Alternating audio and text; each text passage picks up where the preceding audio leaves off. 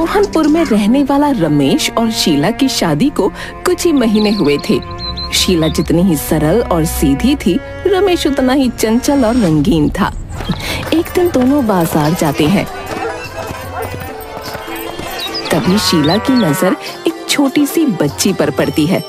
शीला रमेश से कहती है, रमेश वो देखो, वो कितनी सुंदर है ना, और कितनी मासूम भी।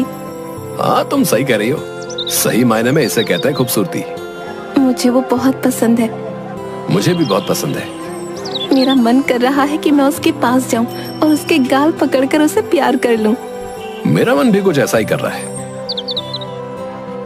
उसे देखकर मैं अपने आप को तो रोक ही नहीं पा रही। मैं भी। चलो ना, हम दोनों उसके पास चलते हैं। क्या तुम सच कह रही हो? तुम्हें मेरे उसके पास जाने से कोई एतराज नहीं है? इसमें झूठ बोलने की क्या बात है? भला मुझे क्यों एतराज होगा? चलो हम दोनों चलते हैं। चलो फिर, देरी कैसी? दोनों उस बच्ची के पास पहुंचते हैं और शीला उस बच्ची का गाल पकड़कर उसे प्यार करती है। रमेश चुपचाप खड़े होकर देख रहा था। शीला बच्ची की माँ से, आई एम सॉरी, प्लीज मुझे माफ कीजिएगा। मैंने आपसे बिना पूछे आपकी बच्ची को प्यार किया, लेकिन ये है ही इतनी क्यूट कि मैं खुद को रोक ही नहीं पाई। इट्स ओके, कोई बात नहीं। अरे रमेश, क्या हुआ? चुप क्यों खड़े हो? आपको भी तो प्यार करना था। नहीं, मैं तो दूर से देखकर काम चला लूंगा। अरे ऐसी कोई बात नहीं है, अगर आप भी प्यार करना चाहते हैं तो कर लीजिए। रमेश खुशी से बच्ची की माँ के गाल पर एक किस कर देता है और वो औरत भरे बाजार में जोर से एक तमाचा रमेश के गाल पर मारती है। ये क्या बदतमीजी है? रमेश, ये क्या कर रहे हैं आप? आपका दिमाग तो सही है। मैंने क्या किया है? इन्होंने ही तो कहा था कि अगर आप भी प्यार करना चाहते हैं तो कर सकते हैं, तो मैंने कर लिया। ये आदमी पागल है, पागल।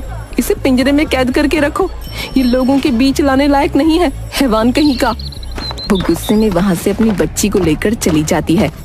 इस बात पर शीला और रमेश घर आकर बहुत लड़ते हैं। रमेश शीला से माफी मांगता है और उससे वादा करता है कि वो दोबारा ऐसी गलती नहीं करेगा। लेकिन दूसरी तरफ अब शीला समझ चुकी थी कि रमेश एक रंगीन मिजाज का इंसान है। शीला अपने पति रमेश के इस रंगीन मिजाजी से बड़ी परेशान रहती थी। एक दिन शीला अपनी माँ के घर गई थी और रमेश को फोन करती है। रमेश, आज रात में घर नहीं आ सकती। मम्मी आज रात और रुकने की जिद कर रही हैं और मौसम भी बहुत खराब है। लगता है बहुत तेज बरसात होने वाली है। मैं कल दोपहर तक आ जाऊंगी। अपनी अभी अभी शादी हुई है? और तुम पति को अकेला छोड़कर दूर हो? खैर ठीक है, कोई बात नहीं। मैं आज की रात किसी तरह अकेला बिता लूंगा। घर के सारे खिड़की और दरवाजे अच्छे से बंद करके सोना। तुम्हें तो पता है ना, आजकल मोहल्ले में कितनी चोरियां होती हैं। आई लव यू शीला, तुम मेरा कितना ख्याल रखती हो। I miss you. ओके, मैं फोन रखती हूँ। Bye bye. दोनों अपना अपना कॉल कट कर देते हैं। तभी जोरों की बरसात शुरू हो जाती है। हाय रे बरसात, ये बीवियां भी कितनी चिपकू होती है, बिल्कुल फेविकॉल की तरह। खैर अब मुझे सो जाना चाहिए, नींद भी जोरों की आ रही है। लेकिन उसके पहले मैडम का आदेश पूरा करना होगा। सारे खिड़की और दरवाजे बंद कर देता हूँ और फिर अपने कमरे में आराम से सोता हूँ। नींद आ रही है। रमेश घर के सारे खिड़की और दरवाजे बंद कर अपने कमरे में सोता है। बाहर तेज हवा के साथ बरसात हो रही थी। घर के भीतर दीवार पर टंगी घड़ी में रात के 2 बज रहे थे। उसी वक्त दरवाजे पर कई बार दस्तक होती है। कमरे में सो रहे रमेश को दरवाजे की दस्तक सुनाई पड़ती है। ओहो, अब इतनी रात में कौन है? रमेश बिस्तर से उठकर दरवाजा खोलता है। सामने पानी में भीगी हुई एक खूबसूरत सी लड़की खड़ी होती है। आप? जी मैं सिमरन। सिमरन? खैर छोड़िए, आप यहाँ कैसे? जी मेरी गाड़ी बाहर खराब हो गई, इसलिए मैंने सोचा क्यों ना मैं रात को यहीं कहीं रुक जाऊं। ओके, प्लीज अंदर आ जाइए। आपको तकलीफ तो नहीं होगी ना? नो, आप कैसी बातें कर रही है? मुझे कोई तकलीफ नहीं होगी। प्लीज आप अंदर आ जाइए। सिमरन घर के अंदर आती है और हाथ में लिया हुआ चाबी का छल्ला कमरे के टेबल पर रख देती है। रमेश दीवार पर टंगे टॉवल को निकालकर सिमरन को देता है और देते समय रमेश का हाथ सिमरन के हाथों को छू जाता है। सिमरन टॉवल से बाल सुखाती है और रमेश एकटक उसकी तरफ देखता रह जाता है। जी, आप क्या देख रहे हैं? नहीं, कुछ नहीं। मैं तो सिर्फ आपसे पूछ रहा था, आप चाय लेंगी या कॉफी? अरे कुछ नहीं, इतनी रात में आपको तकलीफ होगी। अरे नहीं, मुझे कोई तकलीफ नहीं होगी, बल्कि मुझे तो बहुत अच्छा लगेगा आपके साथ बैठकर इस बरसात में चाय और कॉफी पीने में। मैं लेके आता हूँ। रमेश किचन के अंदर चला जाता है। सिमरन की नजर दीवार पर टंगी शीला की तस्वीर पर जाती है और टेबल पर रखे कुछ तस्वीर और मैगजीन पर भी। रमेश चाय लेकर किचन से बाहर आता है और चाय का प्याला सिमरन के हाथ में देता है। सिमरन शीला की तस्वीर की ओर इशारा करके पूछती है, ये लड़की शायद तुम्हारी गर्लफ्रेंड होनी चाहिए। रमेश जैसे ही चाय का प्याला मुंह को लगाता है, सिमरन की बात सुनते ही उसे झटका लगता है। नहीं, हाँ, ये मेरी एक्स गर्लफ्रेंड है, काली कलूटी कहीं की। कितनी बेकार दिख रही है ना। आप ऐसी बातें क्यों कर रहे हैं? सच में खूबसूरत है, आपको तो इससे शादी करनी चाहिए। शादी? वो भी इससे? आप भी क्यों मजाक कर रही हैं? शादी तो मैं आप जैसी खूबसूरत लड़की से करना चाहता हूँ। आप करेंगी ना शादी मुझसे? बिजली चमकने की तेज आवाज आती है। जोर की आंधी के साथ खिड़की खुल जाती है। बस एक ही मुलाकात में आपने डायरेक्ट शादी का प्रपोजल दे डाला? अरे नहीं, मैं तो सिर्फ मजाक कर रहा था। आप चाय पीजिए ना। जी। आपको बुरा तो नहीं लगा? मेरी आदत थोड़ा मजाक करने की है। वैसे ही आपसे जिसकी शादी होगी वो लड़की होगी तो बहुत किस्मत वाली। क्यों? ऐसी क्या खास बात देख ली आपने मुझ में? आप नौजवान हैं, हैंडसम हैं, खूबसूरत हैं और आपको चाय बनाना भी आता है। बस, और कुछ नहीं। और आप एक लड़की को खुश करना भी अच्छे से जानते हैं। फिर क्या इरादा है आपका मेरे बारे में? मेरी किस्मत ऐसी कहाँ जो मैं आपके बारे में सोचूं। सिमरन चाय पीती है और चाय खत्म करके प्याला टेबल पर रखती है। रमेश चाय पीते पीते उसकी तरफ एकटक देखता रहता है। सिमरन की नजर रमेश की आंखों से टकराती है और रमेश अपनी नजरें बचाते हुए मुंह मोड़ लेता है।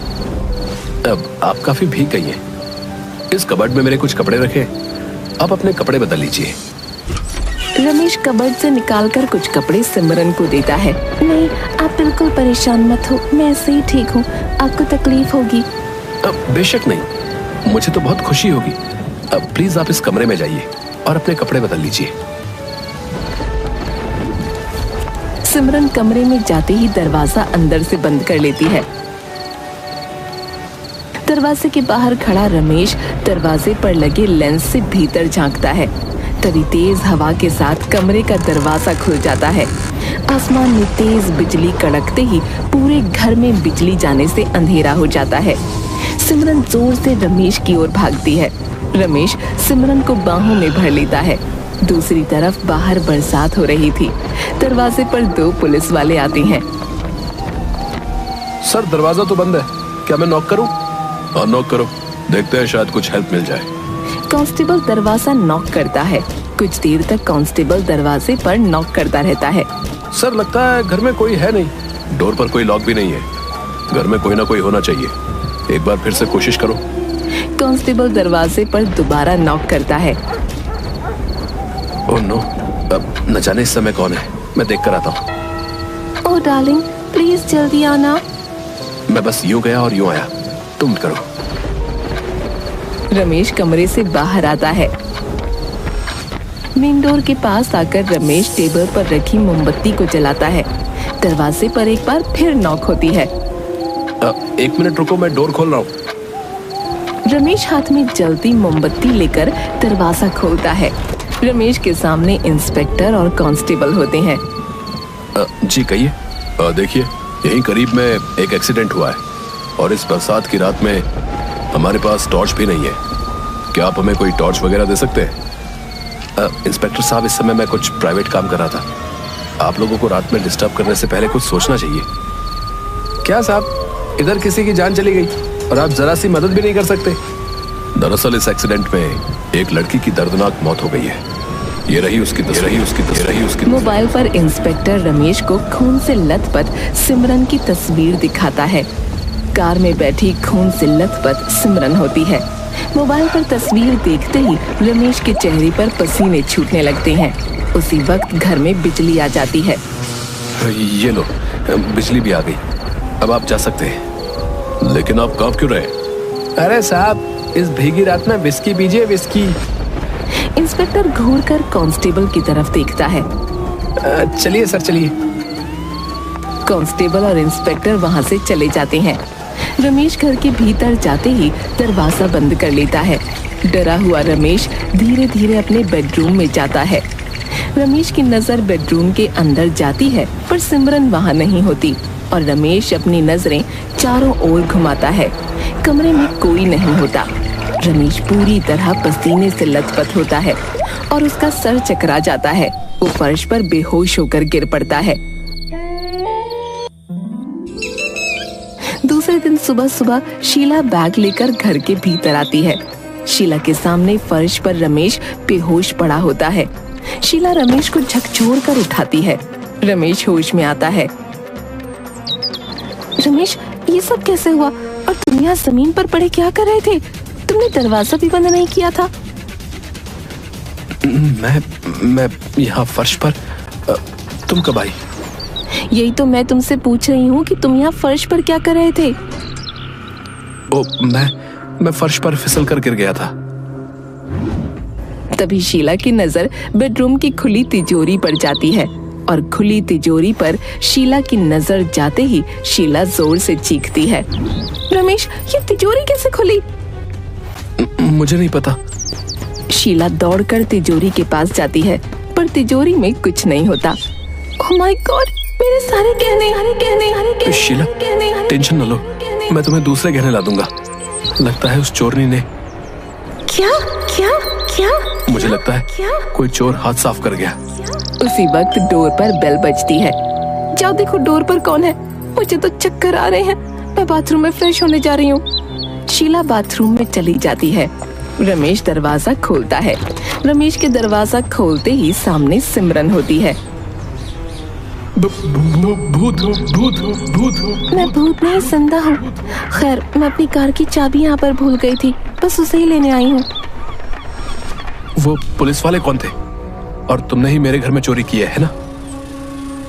वो पुलिस वाले मेरे ही आदमी थे और तुमने अपने ही घर में मेरे साथ न जाने कितने झूठ बोले हैं।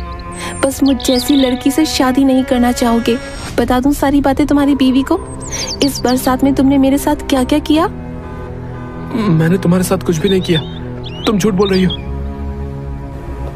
तुम पर यकीन कौन करेगा? तुम्हारी बीवी। मुझे चक्कर आ रहा है।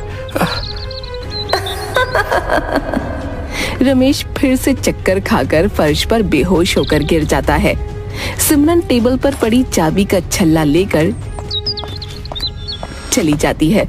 शीला बाथरूम से आते ही रमेश को फर्श पर पड़ा देखती है और उस पर पानी के छींटे मारकर उसे जगाने की कोशिश करती है। रमेश धीरे धीरे होश में आता है। न जाने तुम्हें क्या हो रहा है जो तुम बार बार फिसल कर फर्श पर गिर जा रहे हो। अब कसम खाती हूँ तुम्हें छोड़कर मायके कभी नहीं जाऊंगी। रमेश बहुत दिनों तक इस घटना को भूल नहीं पाता, लेकिन अब वो किसी दूसरी औरत की तरफ नजर उठाकर भी नहीं देखता।